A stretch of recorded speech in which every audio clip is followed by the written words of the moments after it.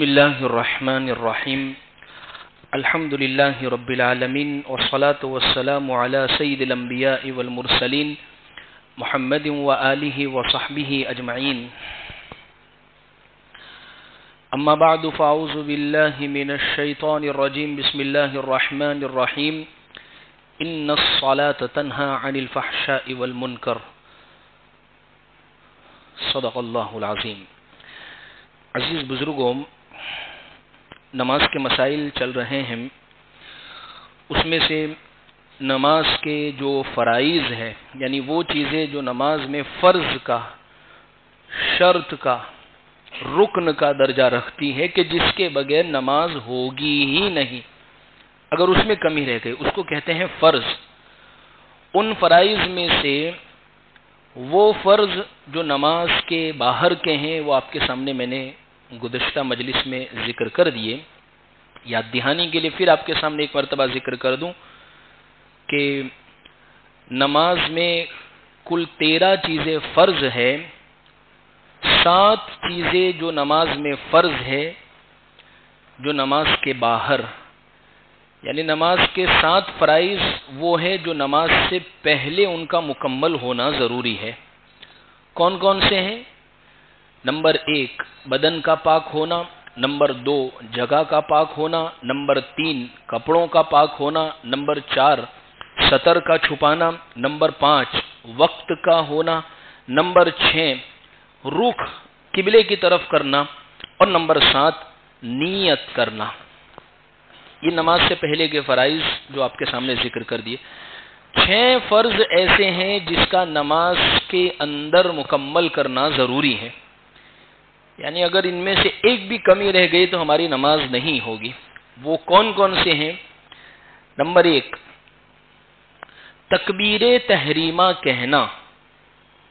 نماز شروع کرتے وقت سب سے پہلی مرتبہ جو ہم کہتے ہیں نا اللہ اکبر، یہ جو کہتے ہیں اس کا کہنا نماز شروع کرنے کے لیے یہ ضروری ہے. اگر کوئی آیا دوڑتے دوڑتے اللہ اکبر بھی نہیں کہا اور ایسے ہی سیدھے نماز کے اندر شریک ہو گیا اور تکبیر تحریمہ نہیں کہی تو اس کی نماز نہیں ہوگی. تکبیر تحریمہ کا کہنا یہ ضروری ہے. تو پہلا فرض تکبیر تحریمہ کا کہنا، یعنی اللہ اکبر کے ذریعے سے تکبیر تحریمہ کہنا. دوسرا فرض ہے قیام کرنا، یعنی نماز جو ہے نا وہ کھڑے کھڑے پوری کرنا. ایک مسئلہ یہاں پر سمجھا دوں، اگر ہم بیٹھ کر نماز پڑھ رہے ہیں، کرسی پر نماز پڑھ رہے ہیں، لیٹ کر نماز پڑھ رہے ہیں، ٹیکا لگا کر نماز پڑھ رہے ہیں، یہ سب نمازیں ان کی درست ہوگی جو کھڑے ہونے پر قدرت نہیں رکھتے ہیں. اگر کھڑے ہونے پر قدرت ہے، طاقت ہے، تو بھی بیٹھ کے پڑھتا ہے تو نماز نہیں ہوگی، تو بھی کرسی پر پڑھتا ہے نماز نہیں ہوگی، تو بھی لیٹ پر پڑھتا ہے، کھڑے ہونے پر نماز ہوگی ہی نہیں. اس لیے کہ قیام یہ فرض ہے. ہم نہیں دیکھتے بہت ساری مسجدوں کے اندر پوسٹر لگے ہوئے ہوتے کرسی پر بیٹھ کر نماز پڑھنے کے مسائل یا زمین پر بیٹھ کر نماز پڑھنے کے مسائل. بہت تفصیلی مسائل ہیں، خلاصہ میں آپ کے سامنے بتا دوں. جو آدمی کھڑے رہنے پر قدرت نہیں رکھتا ہے کمزوری کی وجہ سے یا اسی طریقے سے بیماری کی وجہ سے یا کوئی اور تکلیف کی وجہ سے، تو اس کے لیے دوسرا جو حکم ہے وہ زمین پر بیٹھ کر پڑھنے کا ہے. سیدھے کرسی نہیں آ جاتی ہے. کرسی پر بیٹھنا اس کے لیے صحیح ہوگا جو زمین پر بیٹھنے کی بھی قدرت نہیں رکھتا ہو. یہ بات ذہن میں رکھیے گا. حضور کے زمانے میں کرسیاں تھی، لکڑی کی ایسی چیزیں بنی ہوئی تھی، اس کے باوجود جن صحابہ کو اگر تکلیف تھی تو وہ بیٹھ کر نماز پڑھ لیتے تھے. تو یہ مسئلہ آپ اچھے طریقے تو زمین پر بیٹھنے کی بھی بھائی ایسا آپریشن ہوا ہے، ایسی تکلیف ہے کہ زمین پر بیٹھنا مشکل ہے، تو پھر اس کے لیے کرسی پر بیٹھ کر نماز پڑھنا درست ہوگا. اور اس کے لیے بھی بہتر یہ ہے کہ قیام تو آپ کھڑے کھڑے ہی کیجئے، پھر یہی آپ کے لیے بہتر ہوگا. تو نمبر 2 یہ ہے کہ قیام کرنا یہ فرض ہے. نمبر 3 قرات کرنا. کسی نے نیت باندھی، جیسے ہوتا ہے نا بعض مرتبہ ایک مشین کی طرح چل رہے، نیت باندھ کے بس چوپ چاپ کھڑے ہو گئے، کچھ پڑھتے ہی نہیں، ہوٹ بھی نہیں ہلتے اور سیدھا رکوع. کچھ نہیں پڑھا، نماز ہی نہیں ہوگی، نماز ہی نہیں ہوگی۔ قرات کرنا یہ یوں سمجھ لیجئے کہ فرض ہے، قرات مستقل کرنا یہ فرض ہے۔ اب سورہ یا اسی طریقے سے صورتیں ہیں، وہ آگے مسائل میں ذکر کرتا ہوں، لیکن مطلق قرات کچھ بھی پڑھ لے وے وہ فرض کے دائرے کے اندر آتا ہے۔ تو تیسری چیز یہ ہے کہ قرات کرنا، بہت سو کی یہ عادت ہوتی ہے کہ نماز کے اندر چپ چاپ خاموشی سے کھڑے ہو گئے، اب کچھ پڑھ بھی نہیں رہے، جیسے عام طور پر امام کے ساتھ ہے اور رکعت گئی ہے اور رکعت جانے کے بعد جب کھڑے ہوتے ہیں اپنی نماز پوری کر رہے ہوتے ہیں تو بس چپ چاپ جا رہے ہیں۔ بھائی پڑھنا وہاں تو ہے، اب لازمی ہے اگر آپ کی رکعت گئی ہے تو۔ 3 فرض، چوتھا فرض یہ ہے کہ رکوع کرنا، کسی نے نیت باندھی، قرات کی، قیام کیا اور اس کے بعد سیدھا سجدے میں چلا گیا، رکوع کیا ہی نہیں، نماز ہی نہیں ہوگی، سجدہ سہو سے بھی اس کی تلافی نہیں ہوگی۔ 4 فرض ہو گئے۔ 5واں فرض یہ ہے کہ 2 سجدے کرنا، 2 سجدے کرنا یہ فرض کے اندر آتا ہے، اگر کسی نے نہیں کیے ہیں 2 سجدے تو اس کی نماز ہی مکمل نہیں ہوگی۔ اور 6واں اور آخری فرض یہ ہے کہ التحیات کی حالت میں بیٹھنا، التحیات کی حالت میں بیٹھنا، یعنی ہم اپنا قاعدہ مکمل کرتے ہیں، نماز مکمل کرتے ہیں، جو جب قاعدے میں بیٹھتے ہیں تو التحیات کی مقدار وہاں بیٹھنا یہ فرض ہے، یہ ضروری ہے۔ اگر کسی نے ان تمام چیزوں کا خیال نہیں کیا ہے اور بعد میں یہ سمجھتا ہے میں سجدہ سہو کر لوں گا تو نماز ہو جائے گی، تو اس کے ذریعے سے نماز نہیں ہوگی۔ تو یہ 6 فرض چیزیں ہیں جو نماز کے اندر ہے، یعنی نماز کے اندر کے 6 فرائض ہیں۔ نمبر 1 تکبیر تحریمہ کہنا، نمبر 2 قیام کرنا، نمبر 3 قرات کرنا، نمبر 4 رکوع کرنا، نمبر 5 2 سجدے کرنا، اور نمبر 6 التحیات کی حالت میں بیٹھنا۔ یہ فرائض ہے۔ اب ان چیزوں کو آپ اچھے طریقے پر ذہن میں رکھیے گا، اگر ان میں کمی ہوتی ہے تو پھر نمازی واپس آپ پڑھ لیجیے۔ اب اس کے بعد نمبر آتا ہے، جو چیزیں مجھے بیان کرنی ہے وہ ہے کہ نماز کے واجبات، بہت سارا خلجان ہے، بہت سارا کنفیوژن ہے نماز کے واجبات میں۔ سب سے پہلے سمجھے کہ واجب کس کو کہتے ہیں اور واجب کا مطلب کیا ہوتا ہے۔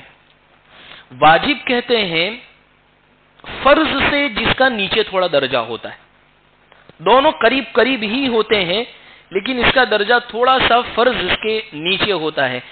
فرض کی ادائیگی سجدہ سہو کے ذریعے سے ممکن نہیں ہے، واجب کی ادائیگی سجدہ سہو کے ذریعے سے ممکن ہے۔ حج میں بھی اگر فرض چھوٹ جائے گا تو دم سے اس کی تلافی نہیں ہوگی، جیسے وقوف عرفہ، اگر وہ چھوٹ گیا تو اب دم دو یا دمادم ہو جاوے تو بھی نہیں ہوگی۔ لیکن اگر واجب چھوٹ گیا ہے، بھئی احرام نہیں پہنا ہے یا اسی طریقے سے حدود کے اندر پہلے سے داخل ہو گیا ہے، پہلے سے یہ چیز، تو سب واجب کی تلافی دم کے ذریعے سے ہو جاوے گی۔ ایسے ہی نماز کا مسئلہ ہے، فرض اگر چھوٹ گئے ہیں تو کوئی شکل ہی نہیں ہے، واپس ہی نماز پڑھنی پڑے گی۔ واجب اگر چھوٹ گیا ہے تو اس کی شکل یہ ہے کہ سجدہ سہو، سجدہ سہو یعنی بھول کا سجدہ، وہ نہیں ہم آخری قاعدے میں ہوتے ہیں، پھر اس کے بعد التحیات پڑھ کر سلام ایک طرف پھیر کر پھر 2 سجدے کرتے ہیں، پھر التحیات وغیرہ اپنا پورا قاعدہ اخیرہ جو مکمل کرتے ہیں، اس کو کہتے ہیں سجدہ سہو، یعنی جو واجب کے چھوٹنے کی جو غلطی ہوئی ہے وہ مکمل ہماری ادا ہو جاوے۔ اب واجبات کے متعلق جیسے بہت ساری باتیں ہیں، کسی نے واجب کے متعلق کہا ہے نماز میں 6 چیزیں واجب ہے، کسی نے کہا 13 چیزیں واجب ہے، کسی نے کہا 14 چیزیں واجب ہے، کسی نے کہا 21 چیزیں واجب ہے، کسی نے اس سے بھی زیادہ بہت ساری چیزیں لکھی ہے۔ مسئلہ اصل میں یہ ہوا، جزویات یعنی پوائنٹس، کچھ وہ چیزیں جو موٹے موٹے پوائنٹس ہوتے کسی نے لے لیے تو اس میں سب چھوٹے چھوٹے پوائنٹ ایڈ ہو گئے تو 14 بن گئے، کسی نے ہر پوائنٹ کو الگ الگ الگ الگ الگ بیان کیا تو وہ زیادہ ہو گئے۔ کچھ وہ مسائل جو واجبات کے تعلق سے ہیں میں انشاءاللہ آپ کے سامنے ایک ایک ذکر کرتا ہوں اور اس کی کچھ مختصر تفصیلات۔ تو انشاءاللہ آپ کو بات سمجھ میں آئے گی کہ نماز میں اگر اس چیز کی ہماری کمی ہوئی ہے تو ہمیں کیا کرنے کی ضرورت ہے۔ سب سے پہلی چیز ہے واجبات کے اندر، نماز کے جو واجبات ہے، سب سے پہلا واجب یہ ہے کہ تکبیر تحریمہ یعنی اللہ اکبر کہنا یہ واجب ہے۔ اچھا، تھوڑا سا فرق سمجھنے کی ضرورت ہے۔ فرض میں بھی ہم نے کہا تکبیر تحریمہ کہنا یہ واجب ہے، واجب میں بھی ہم کہہ رہے ہیں تکبیر تحریمہ یعنی اللہ اکبر کہنا۔ دونوں میں فرق کیا ہے؟ بھئی یہ فرض ہے یا یہ واجب ہے؟ مطلب یہ ہے کہ تکبیر تحریمہ آپ کوئی بھی لفظ کہہ دیا تو آپ کی نماز فرض والی شروع ہو جائے گی۔ جیسے مثال کے طور پر اللہ اکبر، اللہ اعظم، اللہ اجل، اللہ اکبر، یا اسی طریقے اللہ اعظم، اللہ سب سے بڑے ہیں، یہ الفاظ بھی کہہ دیے، فرض سے آپ نکل جائیں گے، یعنی فرض آپ کا ادا ہو گیا۔ لیکن واجب میں کمی یہ رہی کہ جو لفظ اس کے لیے منتخب کیا گیا ہے اکبر، وہ آپ نے نہیں کہا ہے، اکبر کی جگہ پر اعظم کہہ دیا، ترجمہ سیم ہوتا ہے لیکن یہاں اکبر کہنا واجب تھا، اس کی وجہ سے پھر آپ کو سجدہ سہو کرنا پڑے گا۔ اور ایک اور بات ذہن میں رکھیں، بہت سارے وہ لوگ جو نماز کے یہ تکبیر تحریمہ کو صحیح تلفظ کے ساتھ ادا نہیں کرتے، بہت بڑی غلطی کرتے ہیں۔ جیسے مثال کے طور پر اصل جو لفظ ہے تکبیر تحریمہ کا وہ یہ ہے اللہ اکبر، اللہ سب سے بڑے ہیں، ٹھیک؟ اب اس میں غلطیاں ہم کیا کیا کرتے ہیں؟ دراصل غلطی ہونے کی وجہ یہ ہے مخرج کے ساتھ پڑھنے کو سیکھا نہیں ہے، اور شرم ہم کو بہت آتی ہے، دوسرے کوئی چیز میں شرم نہیں آتی، انہی چیزوں میں شرم محسوس کرتے ہیں، اور برسوں سے نماز پڑھے اور ہماری نمازیں صحیح نہیں ہے۔ تلفظ کی غلطیاں کیا ہوتی ہے؟ بعض جگہ پر تو تعجب ہوتا ہے، اماموں کی غلطیاں، امام کے تلفظ صحیح نہیں ہے اور ان کے پیچھے نمازیں پڑھ رہے۔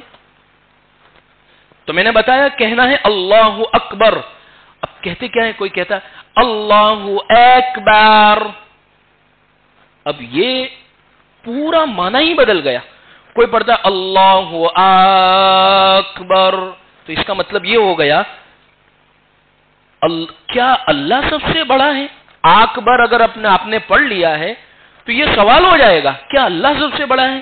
ہم تو یہ کہہ رہے ہیں اللہ ہی سب سے بڑے ہیں، اور یہ سوال ہو گیا، یعنی پورا معنی بدل گیا ہے۔ اس لیے یہ جو کہا گیا نا تکبیر تحریمہ کہنا یہ جو واجب ہے، یہ اس لیے کہا گیا ہے یہ صحیح تلفظ کے ساتھ ادا کی جاوے۔ تو اس کو سیکھیے، یہ نماز سیکھنے کی چیز ہے۔ اللہ کے نبی صلی اللہ علیہ وسلم نے حضرت جبرائیل علیہ السلام سے 2 دن مستقل نماز سیکھی۔ ایک صحابی آئے اور انہوں نے جلدی جلدی نماز ادا کر لی، تو حضور نے فرمایا صلی فإنک لم تصلی، جاؤ واپس نماز پڑھو، اس لیے کہ تم نے نماز صحیح ٹھیک سے نہیں پڑھی ہے۔ صحابہ باقاعدہ کھڑے ہوتے تھے اور یوں کہتے تھے اپنے شاگردوں کو کیا میں تمہیں حضور والی نماز پڑھ کر بتاؤں کہ نبی کیسے پڑھتے تھے؟ یہ چیز سمجھنے کی اور سیکھنے، ہم 13 سال ہو گئے مجھے یہاں، 13 سال دارالفتہ کے اندر 2 مسائل روزانہ آتے، 2 مسائل، ایک طلاق کا مسئلہ اور ایک وراثت کا مسئلہ، یہ 2 مسائل روزانہ آتے۔ بہت کم ایسا ہوتا ہے کہ کوئی نماز کے بارے میں، وضو کے بارے میں، عبادتوں کے مسئلے پوچھتا ہو، کیونکہ اب طلاق کے مسئلے میں یہ کیا، یہاں بیوی حرام ہو رہی ہے اور وہاں مال جا رہا ہے، اور یہ 2 چیز کے بغیر گزارا ممکن نہیں ہے، تو یہ مسائل روزانہ پوچھیں گے۔ اچھا، اس میں پوچھنے میں بھی خود کا مسئلہ ہے، پھر بھی ایک دوست نے یوں پوچھا ہے، ہمارے بھائی کا ایسا مسئلہ، چلیے اس طریقے سے بھی تو مسائل پوچھ ہی لیتے ہیں، کوئی حرج کی بات نہیں ہے، لیکن کم سے کم نماز کے مسائل تو ہم معلوم کریں، ہماری نمازیں صحیح ہے کہ نہیں ہے، ٹھیک ہے کہ نہیں ہے۔ کبھی پکڑ لیجئے کہ امام صاحب ہماری نماز دیکھیں، ہم صحیح پڑھتے ہیں کہ نہیں پڑھتے، ہماری نماز ٹھیک ہے کہ نہیں ہے، درست ہے کہ نہیں ہے۔ ورنہ اگر نمازیں صحیح نہیں ہیں تو یوں سمجھ لیجئے عبادتیں ہماری صحیح نہیں ہے، اور عبادت والی جب زندگی ہماری صحیح نہیں ہے تو پھر ہماری زندگی کے دوسرے معاملات کیسے درست ہوں گے؟ تو سب سے پہلا واجب یہ ہے کہ تکبیر تحریمہ یعنی اللہ اکبر کے ذریعے سے نماز کو شروع کرنا، یہ نمبر 1۔ نمبر 2، نماز کے اندر سورہ فاتحہ کا پڑھنا واجب ہے۔ اگر آپ نے سورہ فاتحہ نہیں پڑھی تو اس کا مطلب یہ ہے کہ آپ کی نماز میں واجب کی کمی رہی ہے، اور جب واجب کی کمی رہی ہے تو وہ سجدہ سہو کے ذریعے سے مکمل ہوگی۔ اب یہاں پر ایک تھوڑا سا پوائنٹ سمجھنے کی ضرورت ہے۔ حدیث میں ہے اللہ کے نبی صلی اللہ علیہ وسلم نے فرمایا من کان لہ امام فقراءۃ الامام لہ قراءۃ، جو امام کے پیچھے نماز پڑھ رہا ہے امام کا قرات کرنا مقتدی کے لیے کافی ہو جائے گا، یعنی مقتدی کو پڑھنے کی ضرورت نہیں ہے۔ اور مسلم شریف کی روایت ہے اذا قرأ فانصتوا، جب امام نماز پڑھ رہا ہے تو تم خاموش رہو۔ ایک مشہور حدیث ہے، اس کا وہ اعتراض والی حدیث نہیں ہے، لیکن اس حدیث کا مطلب صحیح معنی میں سمجھنے کی ضرورت ہے کہ حدیث میں ہے لا صلاۃ لمن لم یقرأ بفاتحۃ الکتاب، اس کی نماز ہی نہیں ہوگی جو سورہ فاتحہ نہیں پڑھتا ہے۔ تو اب سوال یہ ہوگا کہ ہم امام کے پیچھے، ہم اکیلے نماز پڑھتے تو سورہ فاتحہ پڑھ لیتے تو کوئی مسئلہ نہیں ہے، ہم امام کے پیچھے کھڑے ہیں اور سورہ فاتحہ ہم نہیں پڑھ رہے ہیں تو کیا ہماری نماز ہو جائے گی؟ حالانکہ حدیث تو یوں کہہ رہی ہے کہ سورہ فاتحہ جو نہ پڑھے اس کی نماز نہیں ہوگی۔ تو اس حدیث کو سمجھنے کی ضرورت ہے۔ بات دراصل یہ ہے کہ وہ حدیث میں نے ابھی آپ کے سامنے پہلے کی ذکر کر دی، امام نے قرات کر لی تو وہ آپ سب کی طرف سے کافی ہو گئی ہیں۔ امام کا پڑھنا ایسا ہوا گویا مقتدی کا پڑھنا ہوا ہے۔ اگر امام ہی قراءت نہیں پڑھے گا، امام ہی سورہ فاتحہ نہیں پڑھے گا تو پھر آپ سب کے اوپر بھی سجدہ سہو لازم آئے گا، لیکن آپ سب کی طرف سے اگر امام نے پڑھ لی ہے تو حدیث یوں کہہ رہی ہے کہ امام کی قراءت یہ مقتدی کی قراءت ہے، تو امام کے پیچھے کا تو مسئلہ حل ہو گیا۔ اب اگر آپ انفرادی طور پر سنتیں پڑھ رہے ہیں، واجب اپنا پڑھ رہے ہیں، نوافل اپنے پڑھ رہے ہیں، اس میں اگر آپ نہیں پڑھتے ہیں تو آپ کی نماز پھر مکمل نہیں ہوگی، سجدہ سہو واجب ہوگا۔ تو دوسری چیز یہ ہے نماز کے اندر سورہ فاتحہ کا پڑھنا یہ واجب ہے، تمام نمازوں کے اندر سنت ہو، نوافل ہو، فرائض ہو، لیکن فرض میں امام نے آپ کی طرف سے پڑھ لی ہے۔ ٹھیک، دو بات۔ تیسرا واجب یہ ہے سورہ فاتحہ کے ساتھ سورت کا ملانا۔ تیسرا واجب یہ ہے آپ نے سورہ فاتحہ پڑھ لی یا امام نے سورہ فاتحہ پڑھ لی فرض کے اندر، فرض کی پہلی 2 رکعت میں، اور اس کے بعد سورت نہیں ملائی اور سیدھا رکوع کر دیا، تو اب واجب چھوٹا ہے اس لیے کہ سورت نہیں ملائی ہے۔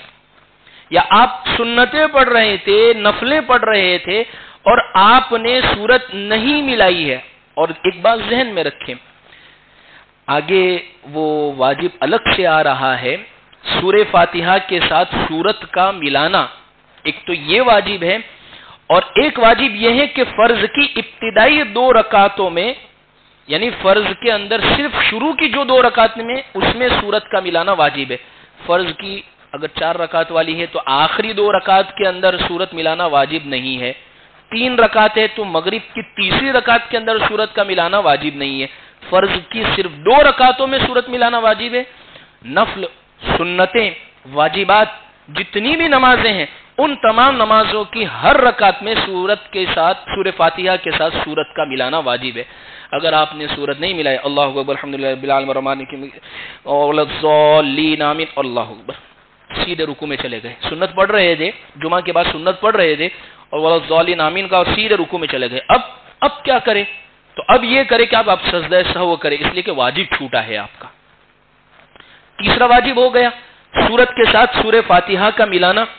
نمبر 4 چوتھا واجب یہ ہے فرض کی ابتدائی 2 رکعتوں میں قرات کی تعیین کرنا، یعنی فرض کے اندر پہلی 2 رکعتوں میں قرات کا کرنا۔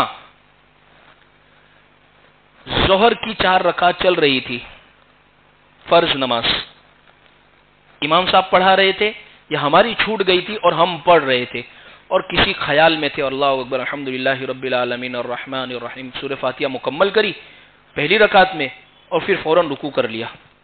اب یاد آیا کہ ارے سورت تو چھوٹ گئی، یا دھیان نہیں رہا اور آخری 2 رکعتوں میں سورہ فاتحہ کے ساتھ سورت ملا لی، پہلی 2 رکعت میں نہیں ملائی، آخری 2 رکعت میں ملاوی، تو اب سجدہ سہو کرنا پڑے گا۔ کیوں؟ اس لیے کہ سورہ فاتحہ کے ساتھ سورت کا جو ملانا واجب ہے وہ فرض کی پہلی 2 رکعتوں کے اندر وہ ضروری ہے، آخری 2 رکعتوں میں واجب نہیں ہے۔ یعنی قرات کا تعین فرض کے اندر جو ہے وہ پہلی 2 رکعتوں کے ساتھ لازمی اور ضروری ہے. 4 باتیں ہو گئی. 5ویں بات، سورہ فاتحہ کو قرات سے پہلے پڑھنا.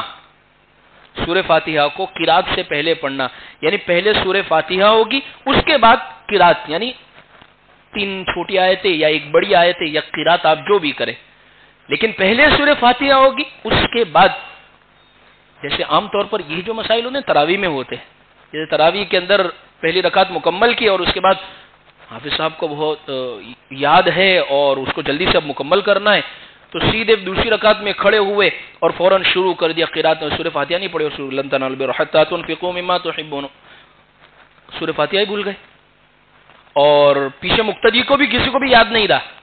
ہوتا ہے، ایسا ہوتا ہے، ہر ایک اپنے خیال میں مگن بھی رہتا ہے. بہت ساری مرتبہ نمازیں مکمل ہو جاتی ہے پوری مسجدوں کی، اور پیچھے مقتدی کو پتہ ہی نہیں چلتا کہ 3 رکعت ہوئی ہے کہ 5 رکعت ہوئی ہے. تو اب قرات یعنی سورہ فاتحہ کو پہلے پڑھا ہی نہیں ہے، تو اب ایسی شکل کے اندر قرات مکمل کرنے کے بعد امام صاحب کو ہی یاد آیا اور قرات کے بعد فوراً سورہ فاتحہ کو پڑھ لیا. یعنی پڑھ تو لیا سورہ فاتحہ کو، لیکن وہ بعد میں پڑھا، لیکن اب یہ ترتیب صحیح نہیں ہوئی ہے. تو اب ایسی شکل کے اندر سجدہ سہو کرنا واجب ہے، اس لیے کہ قرات کے اندر سورت کو ملانے کے اندر پہلے سورہ فاتحہ ہوگی، اس کے بعد ہی سورت پڑھی جائے گی. اگر ترتیب آگے پیچھے کر دی ہے تو سجدہ سہو آپ پر لازم ہوگا. 5 ہو گئے. 6ٹھی چیز، سورہ فاتحہ کا تکرار نہ کرنا، یعنی سورہ فاتحہ جو ہے نا وہ ایک ہی مرتبہ پڑھی جائے گی. اگر کسی نے 2 مرتبہ سورت پڑھ لی ہے تو سجدہ سہو واجب ہوگا. سورہ فاتحہ جس نماز میں نیت باندھ کر کھڑے ہوئے، کسی کو بہت شوق آ گیا کہ آج تو الحمد میں بہت اللہ کی تعریف ہے تو میں اس کو 2 مرتبہ پڑھوں گا، تو اگر 2 مرتبہ پڑھ لی تو سجدہ سہو واجب ہو جائے گا، اس لیے کہ ایک ہی مرتبہ سورہ فاتحہ کا پڑھنا واجب ہے. 6 باتیں ہو گئی. 7ویں بات یہ ہے جہری نمازوں میں جہری قرات کرنا، اور 8ویں بات یہ ہے سری نمازوں میں سری قرات کرنا. جہری نماز یعنی وہ نمازیں جس کے اندر زور سے قرات پڑھی جاتی ہے، سری نمازیں جس میں آہستہ قرات پڑھی جاتی ہے. جیسے جہری نماز زور سے قرات پڑھی جانے والی نماز ایک تو ظہر ہے اور ایک عصر ہے، جس میں زور سے پڑھتے ہیں ہم قرات، ایک ظہر میں پڑھتے ہیں اور ایک عصر میں پڑھتے ہیں. اور باقی سری جو نمازیں ہیں وہ فجر ہے اور مغرب اور عشاء ہے. پتہ نہیں قبرستان میں تو نہیں بیٹھا ہوں میں، تو وہی تو میں چاہتا ہوں آپ شریک ہو میرے ساتھ، آپ دھیان اور توجہ سے بات سنیں تو ہی بات سمجھ میں آئے گی. ورنہ ایسا تو نہیں ہے کہ صرف ایک نعت خوانی ہو رہی ہے جس میں ہم مزے لے کر سن رہے. بھائی یہ تو مسائل ہے، بیان نہیں، یہ تو مسائل کا سیکھنا سکھانا ہے. تو بات یہ ہے کہ ظہر اور عصر کے اندر آہستہ قرات ہوگی، فجر مغرب اور عشاء کے اندر زور سے قرات ہوگی. امام صاحب کسی خیال میں تھے اور ظہر کے اندر اعوذ الحمدللہ رب العالمین پڑھ لیا زور سے، تو اب سجدہ سہو واجب ہوگا، کیونکہ آہستہ قرات کرنی تھی اور وہاں پر زور سے قرات کر لی، اور جہاں زور سے قرات کرنی تھی وہاں آہستہ قرات کر لی، یعنی پوری نماز مکمل کر دی، یا پہلی رکعت کے اندر آہستہ قرات کر لی اور رکوع بھی کر لیا.